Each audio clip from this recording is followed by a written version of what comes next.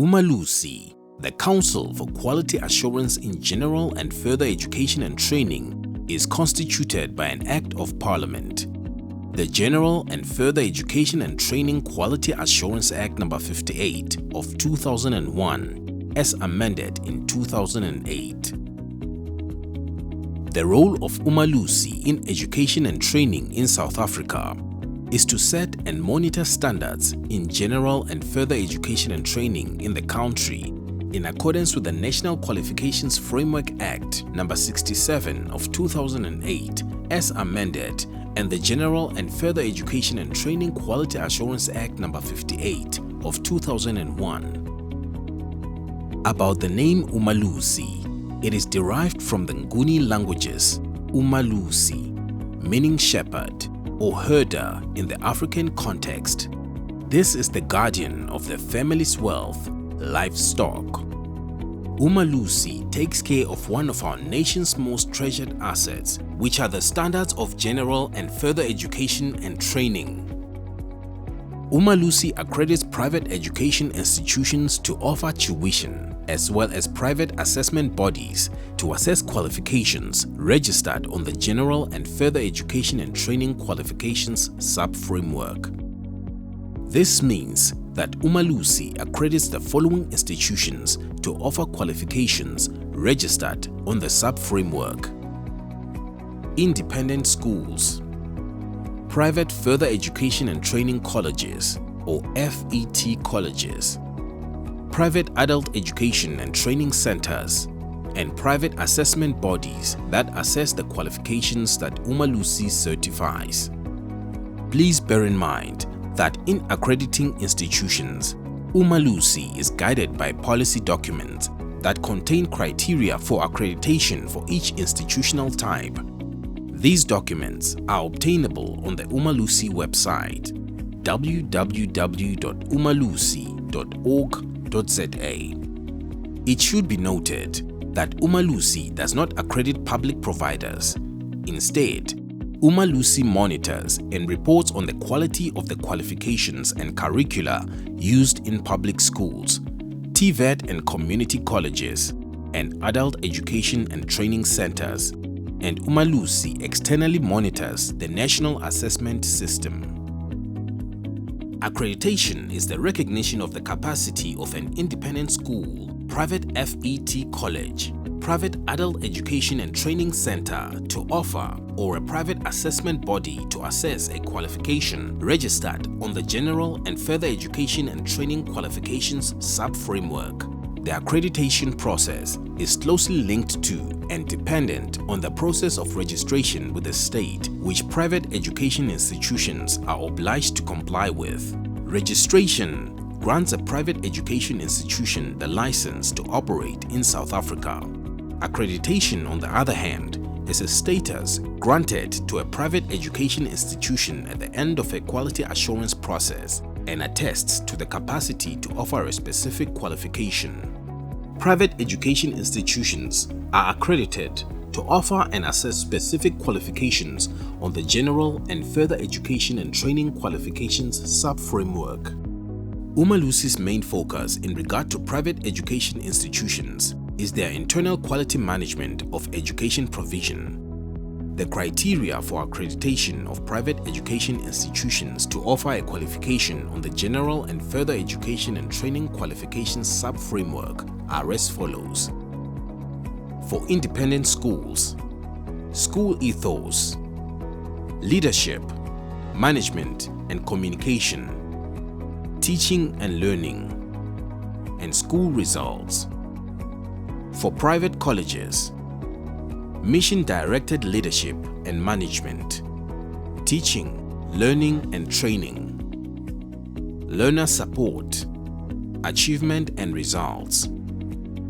To ensure that prospective educational institutions understand the process, we will explain it by means of a scenario of Funda Nathi, which is an independent school, and Future Leaders, which is a private college.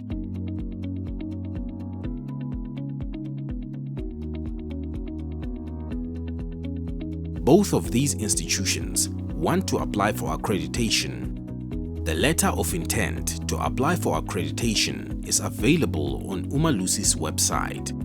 The application has to be completed online. The applicants will receive an electronic invoice which will then be used to make payment. After payment has been made, they will then print the proof of payment. For now, they will wait for Umalusi to verify the payment so that the application can be screened. Umalusi will inform them whether their application is approved or rejected, or whether they need more information.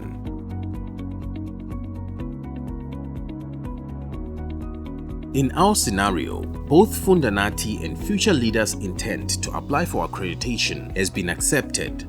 They are invited to attend a compulsory quality promotion meeting. At this meeting, they will be informed on what is required to complete their self-evaluation report or application. They have their printed invoices to confirm their payment for the attendance of the meeting. The process of completing their self-evaluation report is explained to them. How to complete an application. The evidence required. Preparation for the site visit. Logistical arrangements and the program. Please note that individual pre-site visit meetings will not take place. Fees applicable and payment methods. Now that they understand what is expected of them to complete the self-evaluation report, they are granted access to the online self-evaluation instrument as well as access to the application guideline document that clearly explains in detail what is expected, particularly in terms of the evidence required. On submission of the self-evaluation report, they will be invoiced.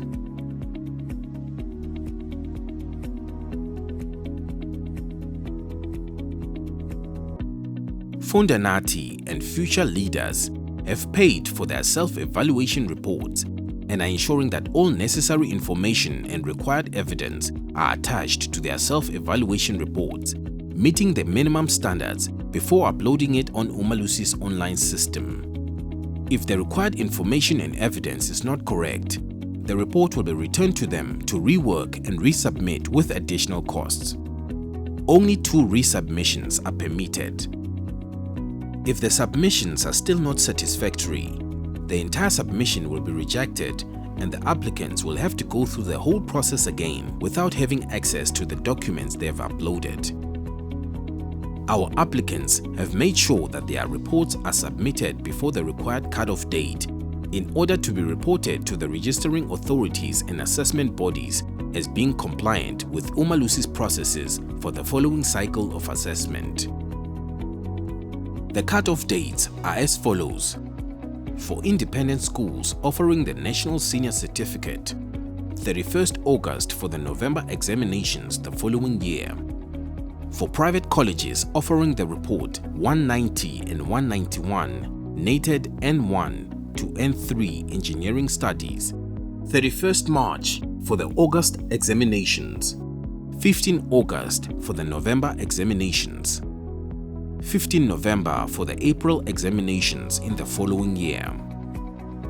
For private colleges offering the National Certificate Vocational, 15 November for the November examinations of the following year.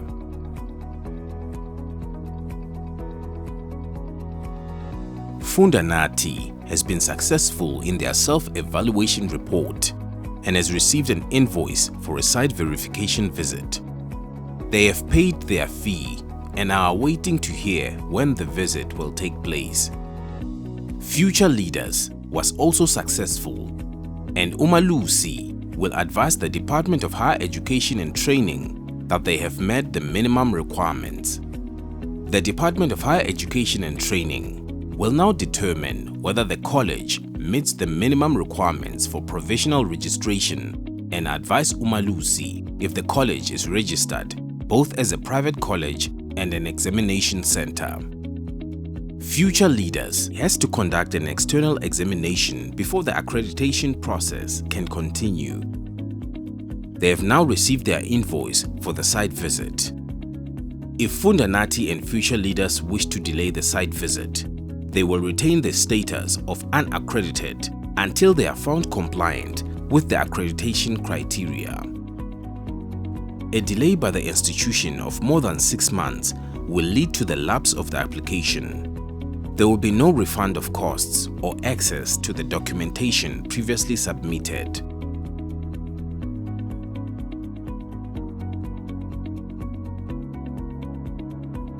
Fundanati and future leaders have met all requirements for the site visit to go ahead.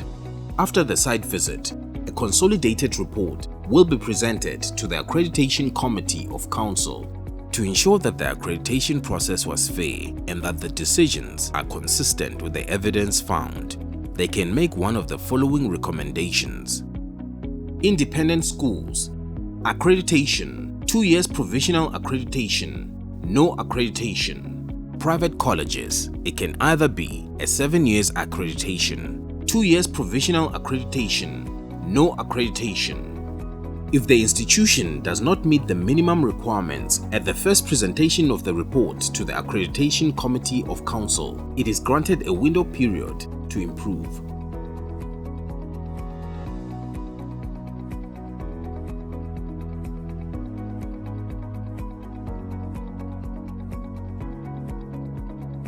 Fundanati has received a positive recommendation, but unfortunately, the Accreditation Committee of Council recommended future leaders a window period to improve their initial application. They are notified of the conditions and time period in which the conditions must be met to be granted accreditation. They will also have to pay an additional fee on submission of evidence. They have to ensure that they are ready for an unannounced site visit at any time. After verification of the new evidence submitted, the report will again be presented to the Accreditation Committee of Council to ensure that the recommendations are consistent with the evidence found. If they do not submit the necessary evidence within the specified time period or the required fee is not paid, they will get a final no accreditation decision.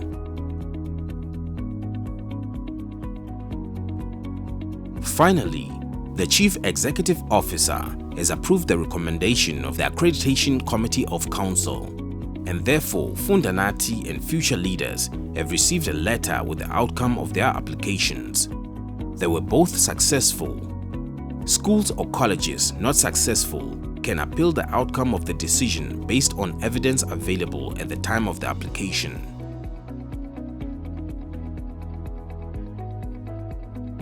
Umalusi will now monitor both Fundanati and future leaders on a regular basis. Please take note, with regards to payment of invoices, the fees for the accreditation process are available on the Umalusi website. Payment must be made per step of the accreditation process. This means that payment for each step must be made before the next step can take place. No step will be executed before the amount the applicant is invoiced for is settled. This includes any amounts owing to Umalusi, including fees for each services provided, such as certification. Umalusi will not refund any payments made towards an executed step. Should an institution wish to cancel their application, there will be no refund. We therefore appeal to institutions to be sure about their application. Invoices issued for any step of the process must be settled within 90 days. Failure to do so will result in the rejection of the application, irrespective of the step at which the applicant is. Applicants must submit the required documentation for any step in the process within 90 days of access to that step. Failure to do so will result in the rejection of the application, irrespective of the step at which the applicant is, with no refund for steps already executed. Applicants whose invoices were not settled and their applications were rejected will be required to reapply for accreditation at full cost to the applicant. There will be no transfer of funds from previous applications that have been rejected. The applicant will have no access to documents already submitted in the case of the rejection of an application. Accredited private education institutions will receive a letter of accreditation and an accreditation certificate, which must be prominently displayed at the accredited site.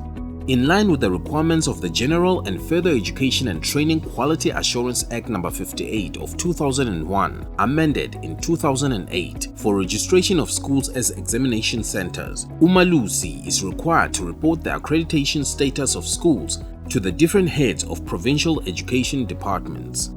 The same requirement pertains to private colleges, whose accreditation status must be reported to the Registrar of Higher Education and Training. To this end, Umalusi will submit such a report to all the assessment bodies on the status of an institution as at the days indicated under point 3. The status reported on will remain as such for the purposes of the provincial education departments, Department of Higher Education and Training, and private assessment bodies for the following examination cycle. Accredited private education institutions will be displayed on Umalusi's website on www.umalusi.org.za. Additional information on this accreditation process can be obtained from the guideline documents found on Umalusi's website and during attendance of the quality promotion meetings. You are also free to contact our officers in this regard.